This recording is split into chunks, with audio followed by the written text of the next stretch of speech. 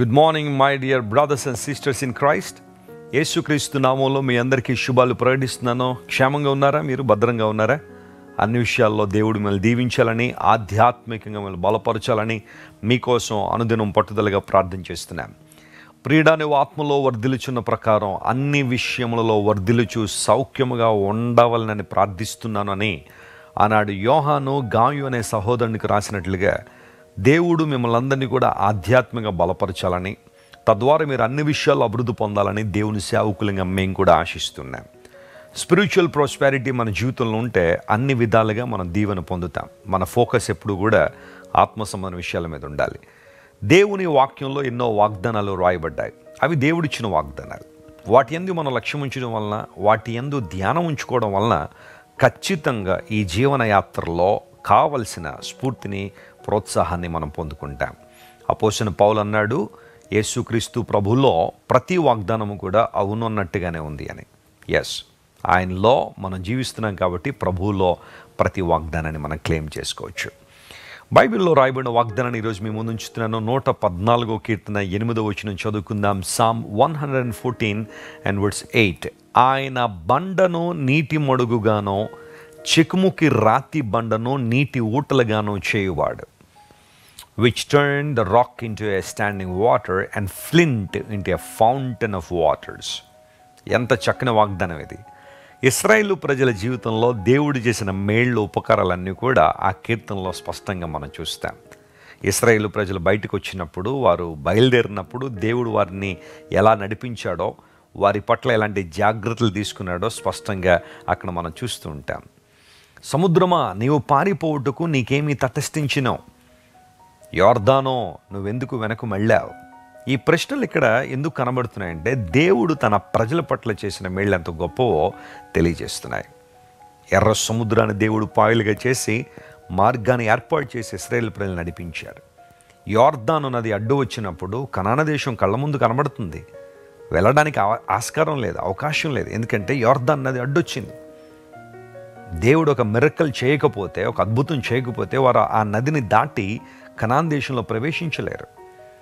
దేవుడు ఇశ్రాయేలు ప్రజల పట్ల చేసిన అద్భుతం ఎంత గొప్పదంటే యోర్దానును ఏకరాశిగా నిలవబెట్టాడు. నీళ్ళు అలా నిలబడ్డాయట. ఆదాము అనే పురములో నీళ్లు నిలబడినప్పుడు ఇశ్రాయేలు ప్రజలు యోర్దాన్ నదిని దాటుకుని వెళ్ళిపోయారు. అసాధారణమైన అద్భుతాలు ప్రభువు చేశారు. అంత మాత్రం కాదు, ఇప్పుడు మనం చదువుకున్న వాక్య భాగంలో ఆయన బండను నీటి మడుగుగా మార్చువాడు, చేయువాడు. నీ దేవుడు ఎంత గొప్పవాడో తెలుసా?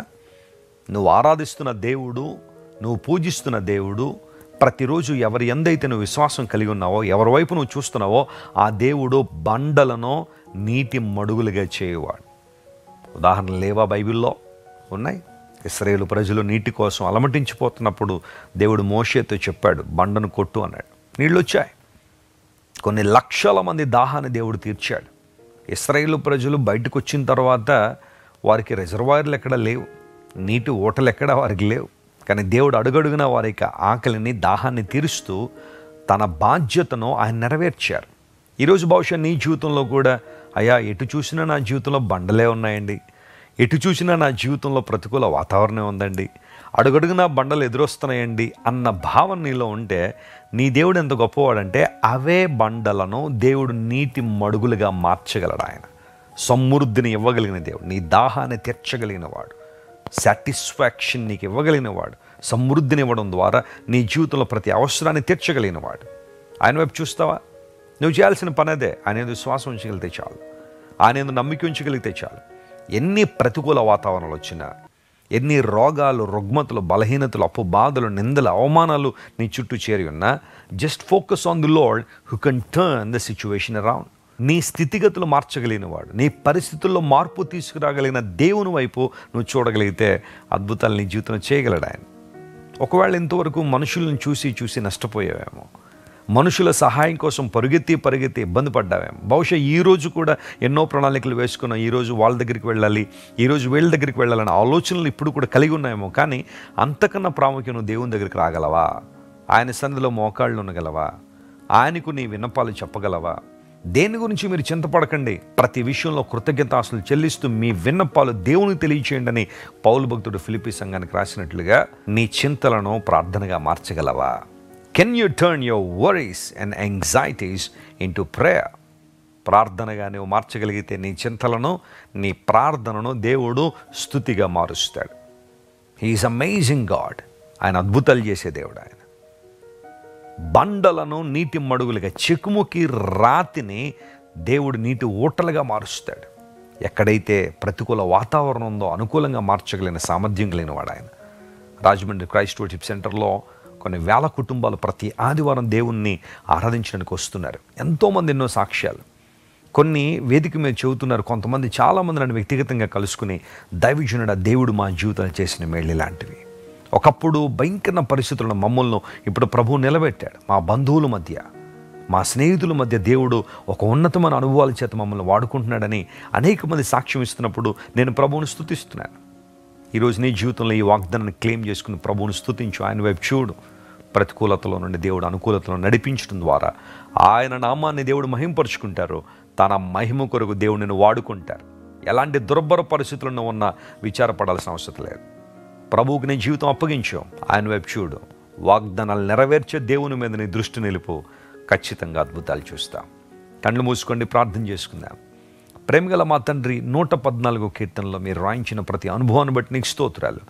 బండలను నీటి మడుగులుగా, ఊటలుగా మార్చగలిగిన దేవుడు నీవు నాయన.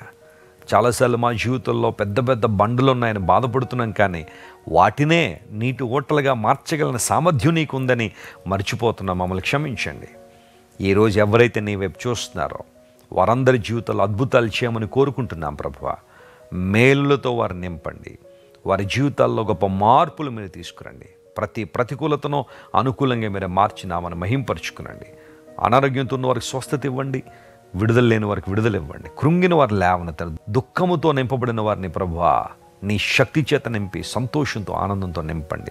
నీ మహిమ కొరకు వాడుకోండి. ఘనత, మహిమ, ప్రభావం నీకు మాత్రమే ఆరోపిస్తూ యేసు నామం పేరట అడిగి వేడుకొంచున్నాం తండ్రి. Amen. God bless you dear friends. దేవుడు మిమ్మల్ని దీవించి ఆశీర్వదించును గాక.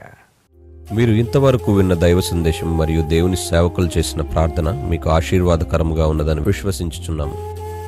ఈ సందేశాన్ని మీ స్నేహితులకు, బంధువులకు షేర్ చేయండి. మీకు ఏదైనా ప్రార్థన అవసరత ఉన్నచో మా ఫోన్ నంబర్లకు కాల్ చేయండి. దేవుడు మిమ్మల్ని ప్రేరేపిస్తే విశ్వాసంతో సాగుచున్న ఈ పరిచర్యను ప్రోత్సహించండి. మరిన్ని వర్తమానాలు, పాటలు వినుటకు జాన్ వెస్లీ మినిస్ట్రీస్ అను మా యూట్యూబ్ ఛానల్ను సబ్స్క్రైబ్ చేసుకునండి. ప్రభువైన యేసుక్రీస్తు కృప మీకు తోడైండును గాక.